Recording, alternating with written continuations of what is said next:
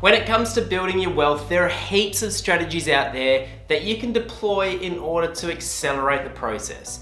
And one of those strategies is a margin loan. In today's video, I want to give you my 3 key reasons why I don't like margin loans, and I've never recommended a margin loan to any of my clients.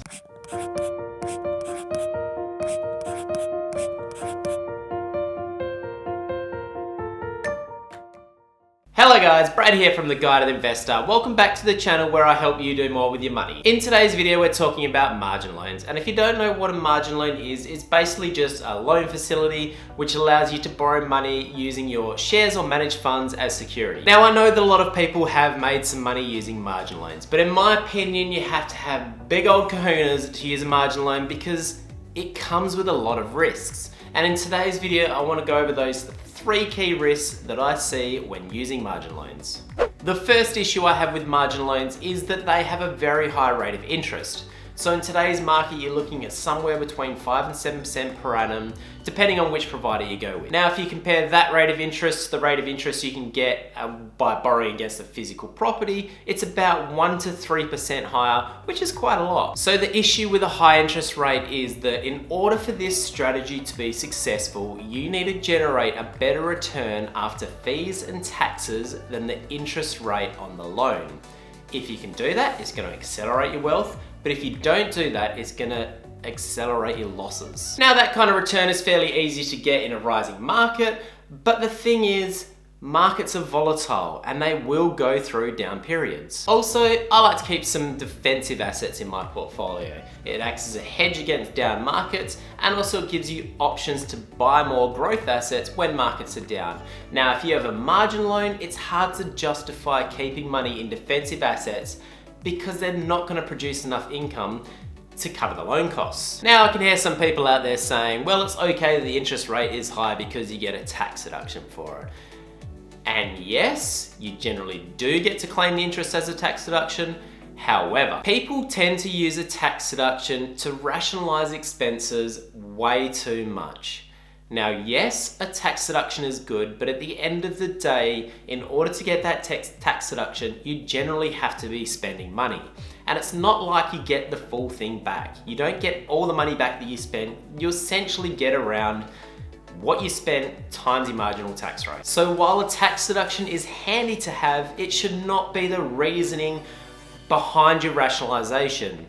It's a byproduct of investing, but not the reason you invest. The second issue I have with margin loans is a little thing called margin calls. And this is where it gets a little bit technical, so go grab yourself a coffee and let's dive in. If you weren't already aware, when you borrow money using a margin loan, you're restricted as to how much you can borrow depending on the LVR of the stock or the managed fund that you're borrowing against.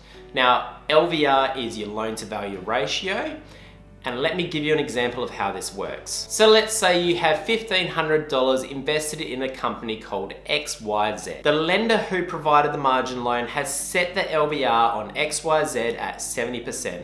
This means that you can borrow up to $3,500 against your holding. So if you go ahead and do this, borrow the $3,500, add that to the $1,500 you invested yourself, that's going to give you a total investment of $5,000. You with me so far?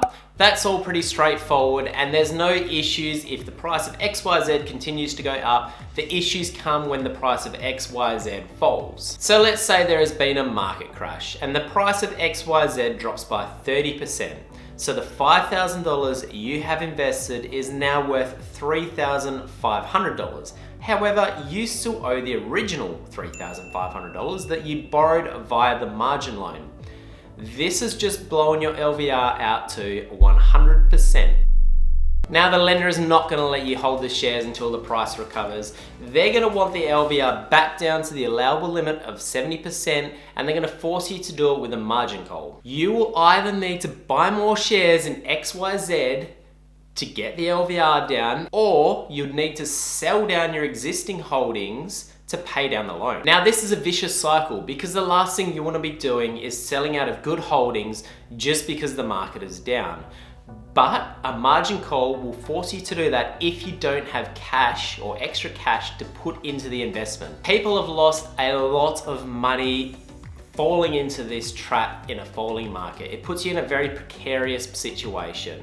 Now, you can obviously mitigate this risk to a certain extent by not borrowing up to your maximum LVR, but in my opinion, it's best to mitigate this risk by not having a margin loan at all. Ooh, that was pretty full on information, and if you're still with me, then I applaud you, you are a trooper. The third reason why I don't like margin loans is because people tend to use them to buy into the hype. In the lead up to the GFC, margin loans were an all-time high. In fact, there was about $41.6 billion borrowed on margin loans in December 2007.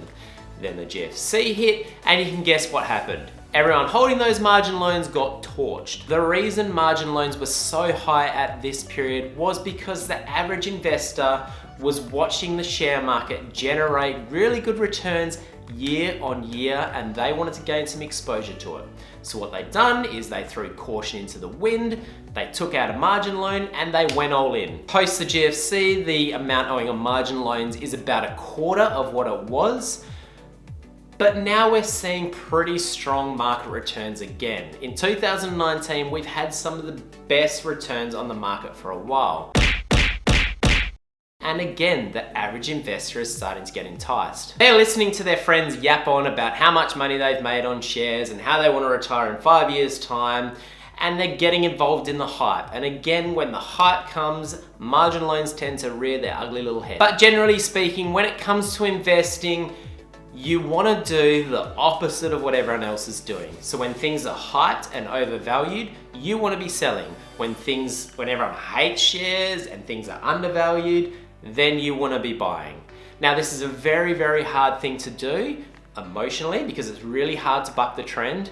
But in order to be a good investor, you need to do it. So in summary, I know there's a lot of people that have made money using margin loans, but me personally, I'm not a fan. I think the risks are too high. Now, don't get me wrong, I am not against borrowing to invest. I think for the right person, it is a fantastic strategy to use leverage to increase your wealth. However, when it comes to borrowing to invest, the strategy really needs to be tailored. You need to take into account your income, your expenses, your assets, your liabilities, your goals, your objectives, and you need to look at a sensible way to do it. Anyway, thanks for watching, guys. Please subscribe for future videos, and I will see you in the next one.